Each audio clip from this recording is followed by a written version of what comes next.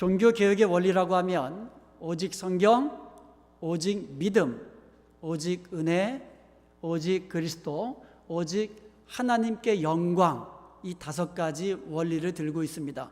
우리 지난주에 뭐에 대해서 살펴봤죠? 오직 성경. 오늘은 오직 믿음이라는 주제로 함께 말씀을 나누며 은혜를 나누도록 하겠습니다. 한번 따라해서 해보시기 바랍니다. 오직 믿음, 오직 믿음.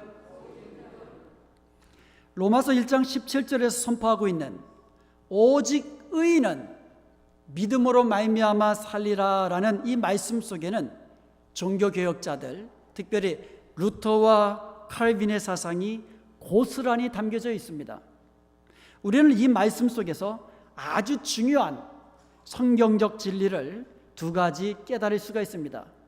첫 번째로는 오직 믿음으로만 의롭게 된다는 이신칭의, 이신득의의 사상입니다. 오직 믿음으로만 의롭게 된다는 겁니다. 바울은 로마서에서 의와 구원을 연결시켜서 설명하고 있습니다.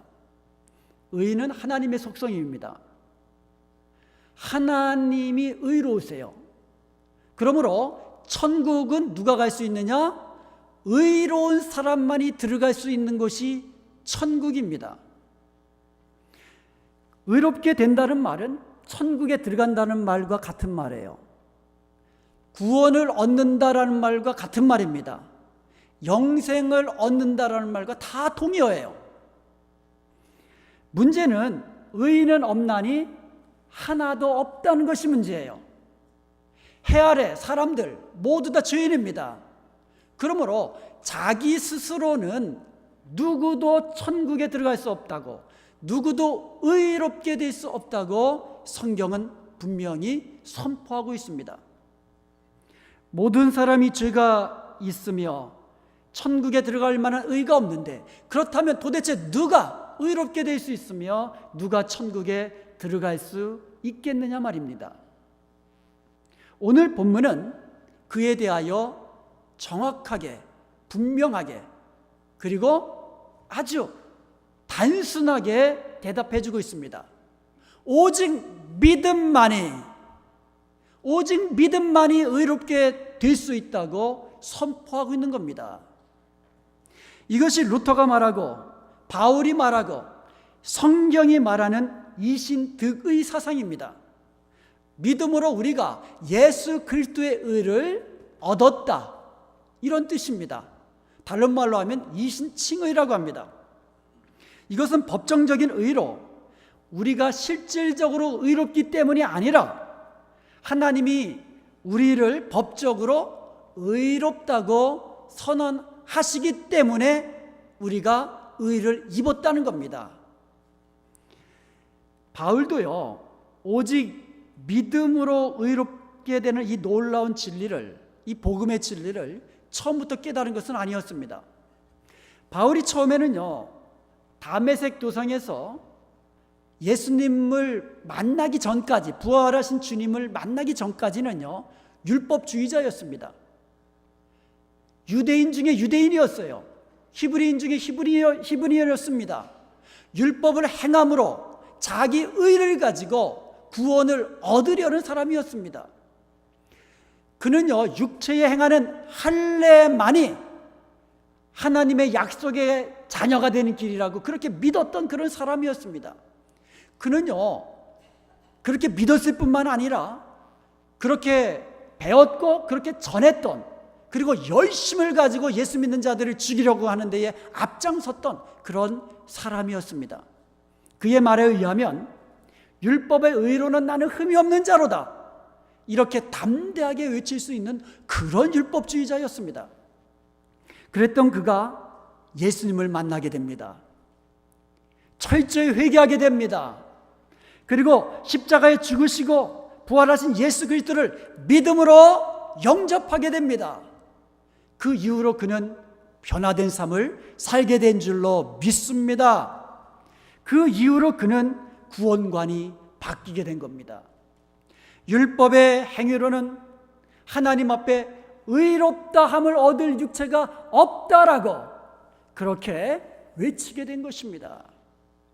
바울은 율법의 의로는 하나님 앞에 설 수 없음을 깨닫고 오직 믿음으로만 복음에 나타난 하나님의 의로만 의를 얻을 수 있고 구원을 얻을 수 있다는 놀라운 복음의 진리, 구원의 진리를 깨닫게 된 줄로 믿습니다.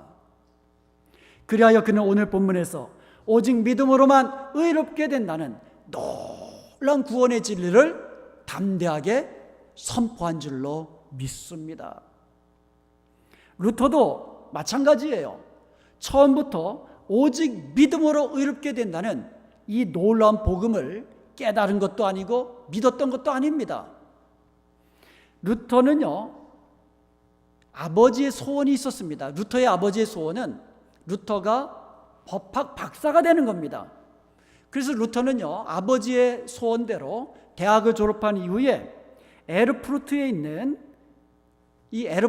대학은요, 당시 독일어를 공부하는 3대 대학 중에 하나였는데 거기에 법과에 진학을 합니다. 아버지의 소원이 마침내 이루어진 거죠. 하루는요, 이 법대에 들어간 이후에 에르푸르트 근처에 있는 스톤테른하임이라는 아주 조용한 마을이었는데 친구와 함께 걷다가 갑자기 하늘에서 벼락이 친 겁니다. 함께 걷던 친구가 벼락에 맞아 죽은 겁니다. 어떤 사람은 벼락에 맞은 것은 맞지만 그가 다시 죽은 건 아니고 다시 깨어났다라고 말하는 사람도 있지만 여기서 중요한 것은 그게 아닙니다. 갑자기 하늘에서 벼락이 쳐서 옆에 있는 친구를 쳐서 죽이는, 옆에 있는 친구가 벼락 맞아 죽는 것을 보고는 두려움이 생긴 거예요. 두려움이 생긴 겁니다. 그리고는 그 자리에 무릎을 꿇고 내가 수도사가 되겠습니다, 이렇게 서원을 하게 됩니다. 그 서원한 그 자리에 기념비가 세워졌는데 한번 사진 한번 보시겠습니다. 저게 루터가 길을 가다가 친구가 벼락을 맞은 그 자리에 세워진 그런 기념 바위입니다. 저 벼락 경험이 루터로 하여금 인생의 전환점을 맞이하게 되었고, 그리고 수도사가 되어서 나중에 사제가 되어서 결국은 종교 개혁을 횃불이든 놀라운 믿음의 사람이 되었던 그 인생의 전환점이 되는 저 자리에서 기도하면서 우리도 목사로서 목회의 전환점이 되는 귀한 시간으로 만들길 원합니다. 장로로서, 권사로서, 집사로서 바로 하나님을 믿는 그 믿음으로 살아가는 인생의 전환점이 되길 원합니다. 이렇게 기도하면서 저 자리에서 정말 감동적인 그런 시간을 보내었습니다. 루터는 벼락이 떨어진 저 자리에서 수도사가 되겠다고 서원을 했는데 2주 만에 같은 지역, 에르푸르트 지역에 있는 어거스틴 수도원의 수도사로 들어가게 됩니다. 그는 모범적인 수도사였습니다. 매일같이 성경을 읽고 묵상하며 기도하며 금식하며 선행을 했던 아주 모범적인 수도사였지만 문제는 여전히 그에게는 구원의 확신이 없었다라는 겁니다. 마음의 평강이 없었다라는 겁니다. 루터는 나중에 사제 서품을 받았습니다. 그럼에도 불구하고 여전히 구원의 확신이 없었습니다. 비텐베르크 대학에서 신학을 가르치는 교수로 있었지만 여전히 그에게는 구원의 확신이 없었습니다. 비텐베르크 시교회에서 시편을 강해합니다. 근데 시편에 보면은 하나님의 의라는 단어가 많이 나옵니다. 그는 시편을 강해하면서 하나님의 의라는 단어가 나올 때마다 마음에 근심이 있습니다. 하나님의 의, 내가 무엇을 하여야 하나님의 의를 얻을 수 있는가? 이런 부담감 떨쳐낼 수가 없었습니다. 자신이 없었습니다. 확신이 없었습니다. 그러던 그가 로마서를 강의합니다. 갈라디아서를 강의합니다. 히브리서를 강의합니다. 연구합니다.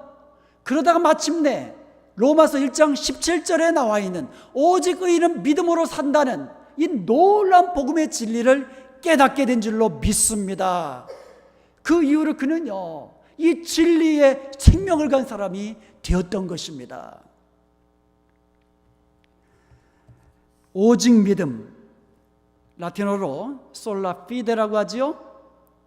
하나님이 주시는 구원의 은혜는 오직 믿음을 통하여만 받을 뿐이지 다른 어떤 선행이나 공로와 같은 행위로서는 얻을 수 없다고 분명히 선포한 것이 오직 믿음이라는 그와 같은 진리를 루터는 깨닫게 된 것입니다. 그때부터 루터는요, 종교개혁가의 길을 걷게 된 것입니다. 교황에게 사제권이 있다라는 교황 사제권을 정명으로 이제는 비판하기 시작합니다. 그리고는 아무런 회개도 없이 예수 그리스도의 십자가의 공로도 없이 단지 면죄부만 사면 모든 것이 해결된다는 로마 카톨릭의 주장을 정면으로 반박하면서 오직 믿음으로 산다는, 의인은 믿음으로만 산다는 이와 같은 구원의 진리에 목숨을 걸었던 것입니다. 복음에는 하나님의 의가 나타난다고 했어요. 복음에 나타나 있는 그러면 하나님의 의가 도대체 무엇일까요? 복음 안에 하나님의 의가 나타나고 믿음으로 그 하나님의 의를 얻는다고 했는데 복음에 나타나 있는 하나님의 의는 도대체 무엇을 의미하는 것일까요? 로마서 3장 20절과 22절 함께 읽어보도록 하겠습니다. 그러므로 율법의 행위로 그의 앞에 의롭다 하심을 얻을 육체가 없나니 율법으로는 죄를 깨달음이라. 이제 율법 외에 하나님의 한 의가 나타났으니, 자 여러분, 율법 외에 하나님의 의, 하나님의 의가 나타났다고 했습니다. 그런데 그 하나님의 의가 그 다음 보세요. 율법과 선지자들에게 증거를 받은 것인데 그것이 곧 예수 그리스도를 믿음으로 말미암아 모든 자에게 미치는 하나님의 의인이 차별이 없느니라. 아멘. 아멘. 예수 그리스도를 믿음으로 얻게 되는 하나님의 의가 복음 안에 나타났다고 지금 선포하고 있는 것입니다. 차별 없이, 유대인이나 이방인이나 차별 없이, 백인이나 까만 분들이나 우리 중간에 우리 타담한 황인들이나 미국 분들이나 한국 분이나 차별 없이 믿는 자에게 구원을 주시는 하나님의 의가 복음 안에 나타났다는 것입니다. 그 복음을 듣고 믿는 자는 의롭게 되고 구원을 얻게 되는 줄로 믿습니다. 이것이 바울이 선포한 진리요, 루터가 깨닫고 목숨을 걸었던 구원의 진리였던 것입니다. 천국은 믿음 외에 다른 어떤 것도 필요치 않습니다. 우리의 선행이 필요하지 않아요. 우리의 공로가 필요치 않습니다. 오직 믿음으로만 하나님의 의를 얻게 되는 것. 누구를 믿음으로? 예수님을 믿음으로만 얻게 되는 하나님의 의가 있다고 선포하고 있는 것입니다. 복음 안에 나타났다 그랬잖아요. 하나님의 의가 복음 안에 나타났다고 그러는데 이 나타났다라는 말이 계시되었다라는 뜻이에요. 영어로는 uncover, reveal 이런 뜻입니다. 여러분 상자 안에 박스 안에 그 안에 무엇이 선물로 담겨져 있는지 아무도 모릅니다. 그런데 박스가 오픈되면, 언커버, 오픈되면 그때 박스 안에 이런 선물이 있었구나 알게 된다는 것이죠. 여러분 연극 보신 적 있으시죠? 연극 시작하기 전에 앞에 커튼이 쫙 쳐 있습니다. 그러면 커튼 뒤에 누가 있는지 무엇이 있는지 아무도 모릅니다. 그런데 이제 시간이 되어서 커튼이 오픈됩니다. 커튼이 열리기 시작합니다. 이게 계시된다는 뜻이에요. 이게 나타난다는 뜻입니다. 드러났다는 뜻입니다. 그러면 커튼 뒤에 무엇이 있는지, 누가 있는지 그때 알게 되고 깨닫게 된다는 것입니다. 복음 안에 하나님 의가 있었는데 그 전까지는 아무도 몰랐다라는 거예요. 누구도 깨닫지 못했다는 겁니다. 그런데 예수 그리스도가 이 땅에 오셔서 십자가에 죽으시고 부활하신 그 사건을 통하여 하나님의 의가 이제는 드러났다라는 거예요. 누구든지 예수 그리스도의 십자가를 통하여 의롭게 되는 이 복음의 진리가 이제는 우리 앞에 드러나게 되었다라는 말씀입니다. 이것이 어디에? 복음 안에. 그러므로 이제는 복음에 나타나는 하나님의 의를 믿음으로 우리가 얻게 된다는 겁니다. 행함으로가 아니고, 어떤 공로가 아니고, 어떤 돈을 주고 사는 것도 아니고, 복음 안에 있는 이 하나님의 의, 예수 그리스도의 그 십자가의 공로로 말미암은 그 하나님의 의를 믿음으로 붙잡는다라는 거예요. 오늘 본문에 보니까 믿음으로 믿음에 이르렀다라고 말씀하고 있습니다. 믿음으로 믿음에 이른다는 말, from faith to faith입니다. 믿음으로 시작해서 믿음으로 맞춰진다는 겁니다. 이것을 NIV 성경에서는 by faith from first to last 이렇게 번역했습니다. 처음부터 끝까지 믿음으로만 이런 뜻이에요. 오직 믿음으로만 하나님의 의를 우리가 덧입을 수 있다고 그렇게 선포하고 있는 말씀입니다. 마가복음의 첫 부분, 마가복음 1장 15절에서 예수님이 공생애를 시작한 첫 번째 일성이 나옵니다. 그것이 무엇입니까? 때가 찼고 하나님 나라가 가까웠으니 회개하고 복음을 믿으라 였어요. 예수님이 이 땅에 오신 그 사건이 복음 안에 나타난 하나님의 의인데 이제 나타났는데 그 복음 이제는 믿으라 이거예요. 예수님이 오셨으니까 이제는 복음을 믿으라 이거예요. 마가복음이 이제 전개되다가 맨 마지막 부분이 16장입니다. 그 중에서도 맨 마지막에 예수님께서 지상에서 하신 마지막 말씀이 마가복음 16장 15절과 16절에 나옵니다. 또 이르시되 너희는 온 천하에 다니며 만민에게 복음을 전파하라. 복음을 전파하라고 이야기합니다. 그러면서 하시는 말씀이 믿고 세례를 받는 자는, 전해지는 복음을 믿고 세례를 받는 자는 구원을 얻을 것이요 믿지 않는 사람은 정죄를 받으리라. 이렇게 말씀하고 있습니다. 예수님의 첫 번째 선포는 복음을 믿으라였고 마지막 선포는 복음을 전하라 이것입니다. 그리고 그 복음을 믿는 자는 구원을 얻는 것이고 믿지 않는 자는 멸망하게 될 것이라고 이렇게 마가복음에서 끝을 맺고 있는 것입니다. 사랑하는 여러분, 복음을 믿으십시오. 오직 믿음입니다. 오직 믿음이에요.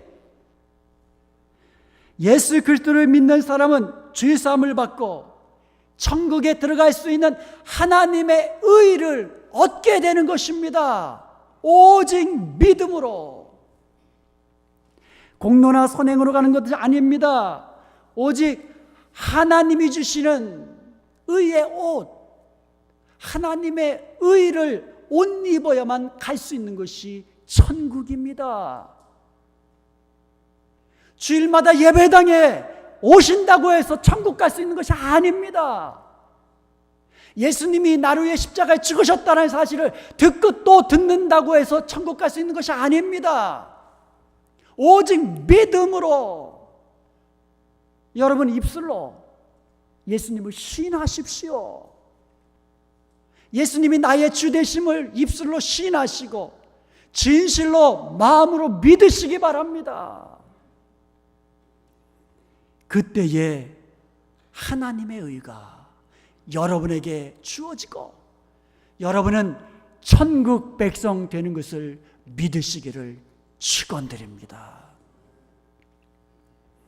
오직 의인은 믿음으로 말미암아 살리라라는 말 속에는 또 다른 아주 중요한 진리가 담겨져 있습니다.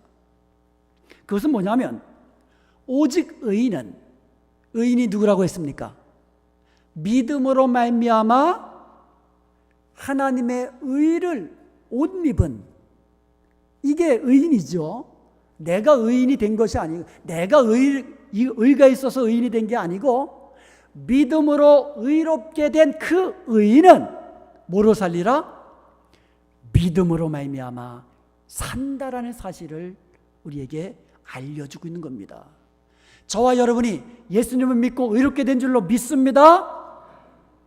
하나님께서 우리를 보실 때에 의롭다고 여겨주세요.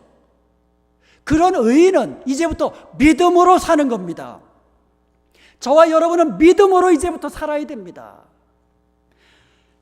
예수님을 믿음으로 의롭게 된 의인들은 이제부터 그 믿음으로 살아야 될 것을 말씀하고 있어요. 칼빈은요, 믿음에 이른다라는 이 말을 이신칭의뿐만 아니라 신앙의 성장 과정으로 설명을 했습니다. 믿음으로 주님 닮은 모습으로 자라나는 것으로 설명했는데 이것을 칭의라고 부르는 것입니다. 그래서 칼빈은 칭의를 굉장히 강조했어요. 성경은 계시된 하나님의 말씀인 줄로 믿습니다. 계시되었다라는 말은 아까도 말씀드렸지만 하나님이 우리로 하여금 알 수 있도록 드러내신 거예요. 하나님은 여러분 어떻게 합니까? 우리가 성경을 통하여 계시, 하나님이 어떤 분인지 드러내 주셨기 때문에 우리가 아는 겁니다. 구원의 진리를 우리가 어떻게 합니까? 성경에 계시해 주셨기 때문에 구원의 진리를, 예수 그리스도를 통한 구원의 진리를 우리에게 성경을 통하여 계시해 주셨기 때문에 우리가 아는 겁니다. 그러므로 성경에 계시된 그 말씀, 그 복음을 우리가 믿음으로 구원을 얻었듯이 의인은 바로 그 믿음으로 사는 겁니다. 성경 말씀으로 믿는, 우리가 성경을 믿잖아요. 계시된 하나님의 말씀을 믿잖아요. 그 믿음으로 살아야 한다고 말씀하고 있는 겁니다. 그리고 성경을 믿는 그 믿음대로 행해야 되는데 그것이 성화의 과정이라고 설명하고 있는 겁니다. 성도들은요, 복음을 믿는 사람들입니다. 성경을 믿는 사람들입니다. 성경에 계시된 하나님의 말씀을 진리의 말씀으로 믿는 사람들입니다. 요한복음 5장 29절에 보면 우리가 성경에서 영생을 얻는 줄로 생각하고 성경을 연구하거니와 이 성경이 곧 예수 그리스도에 대하여 증거하는 것이라고 말씀하고 있습니다. 우리는 성경을 통하여 예수 그리스도를 우리는 알게 되고 예수 그리스도의 십자가를 알게 되는 겁니다. 예수님이 나의 죄를 위하여 십자가에 죽으셨다가 나를 의롭게 하기 위하여 부활하셨다는 사실을 성경을 통하여 우리는 알고 믿게 된 것입니다. 마찬가지로 성경에 계시된 그 믿음대로, 그 말씀대로 우리가 살아야 한다는 거죠. 믿음으로 의롭게 된 성도들은 이제 그 믿음으로 살아야만 합니다. 히브리서 11장에 보면 믿음으로 살았던 우리 믿음의 선조들의 모습이 기록되어 있습니다. 그들과 마찬가지로 종교개혁자들도 성경대로 믿었고요, 그리고 그 믿음대로 행했던 사람들입니다. 단지 성경에 기록된 구원의 진리를 깨닫고 기뻐하고 즐거워만 했던 것에 그쳤던 사람들이 아니고, 성경을 믿고 의롭게 된 이후에 그 믿음대로 살았던, 행했던 사람들이었다는 겁니다. 그 믿음대로 살기 위하여, 그 믿음을 지키기 위하여 그들은 생명을 걸었고 핍박을 받았고 순교의 자리까지 기꺼이 나아갔던 사람들이 우리의 선조인 종교 개혁자들이었습니다. 지난 주일에 우리가 얀 후스에 대해 살펴보았습니다. 종교 개혁의 새벽별이라고 불리우는 얀 후스는 성경의 권위를 주장했습니다. 오직 성경만이 진리라고 주장했습니다. 그래서 성경을 자국어로 번역했습니다. 그리고는 그 성경대로 살았던 것입니다. 그 믿음으로 살았습니다. 베들레헴 교회에서 목회를 하면서 그 당시에 라틴어로 설교를 해야 되는데 아무로 듣지 못하는 라틴어로 설교하는 대신에 자국어인 체코어로 설교를 했습니다. 그리고 로마 캐톨릭의 성찬식은요, 분병만 하고 포도주 잔을 성도들에게 주지 않는 것이었습니다.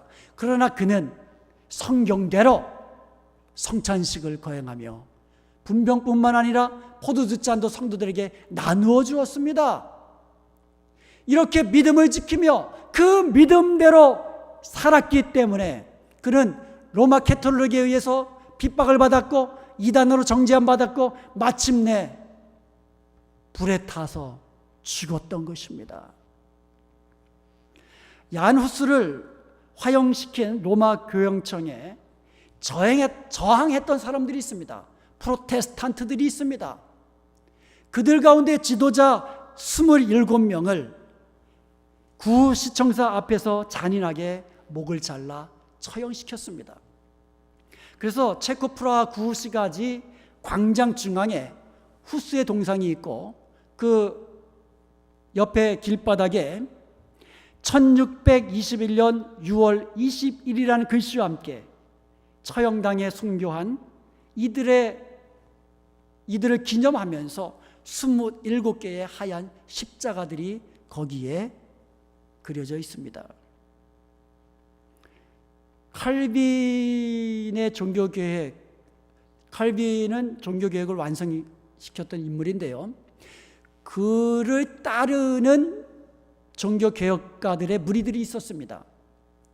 그들을 위그노라고 부릅니다.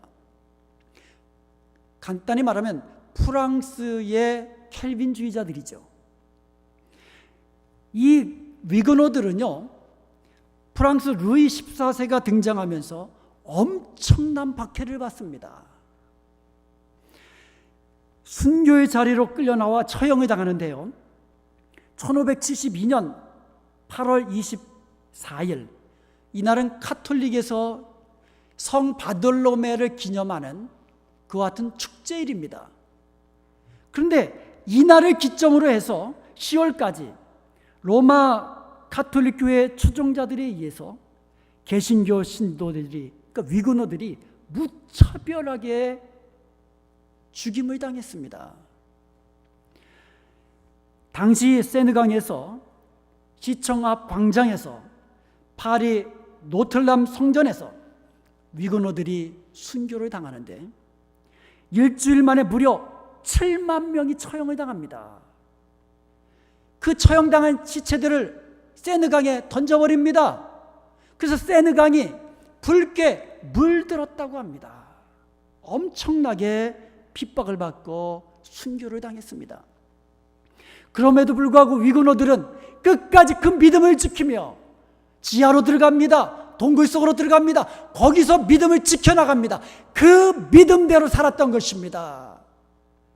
이들은 마침내 핍박을 피해서 자기 조국 프랑스를 떠납니다. 고향 땅을 떠납니다. 그리고 네덜란드로, 스위스로, 영국으로, 미국으로 신앙의 자유를 찾아서 떠나게 됩니다. 그렇게 떠났던 곳 중에 한 곳이 독일과 프랑스와 스위스 국경지대에 인접한 스트라스부르크라는 지역입니다. 지금은 프랑스 지역인데요. 그 당시에는요, 지리적으로 위구노들이 로마 카톨릭의 박해를 피해서 피신할 수 있는 가장 안전하고도 가장 가까운 곳에 위치했던 그런 곳입니다.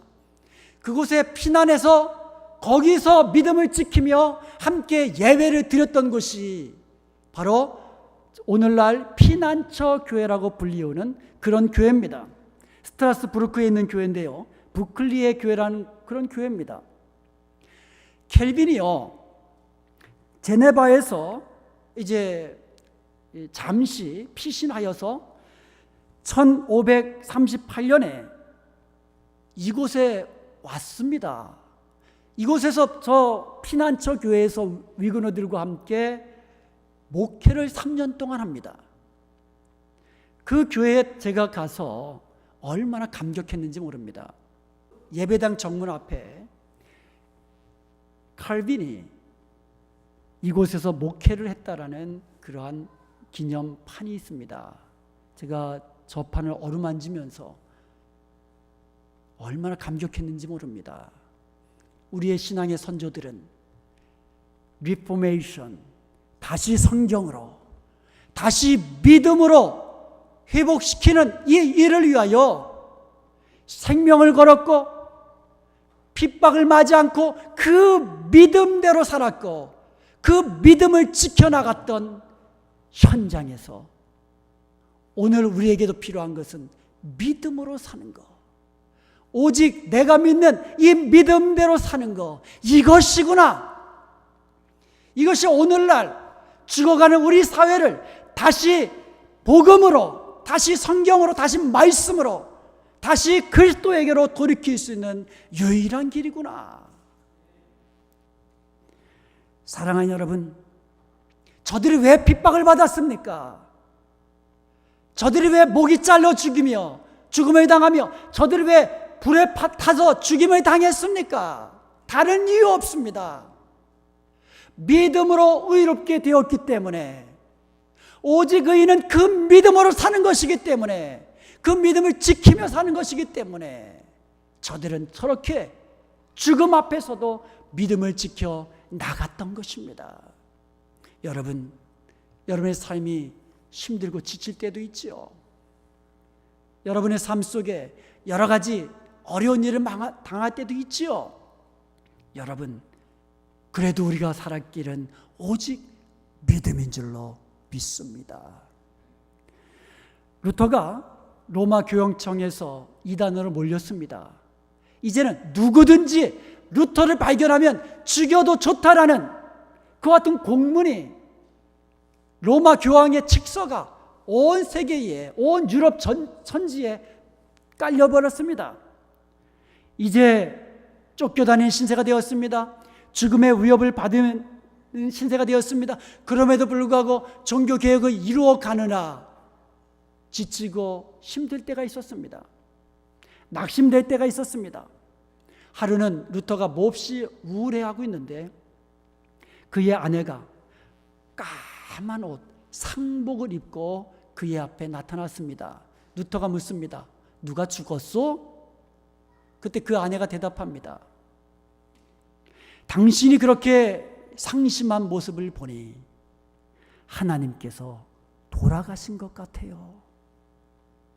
루터는 그 말의 의미를 깨달았습니다.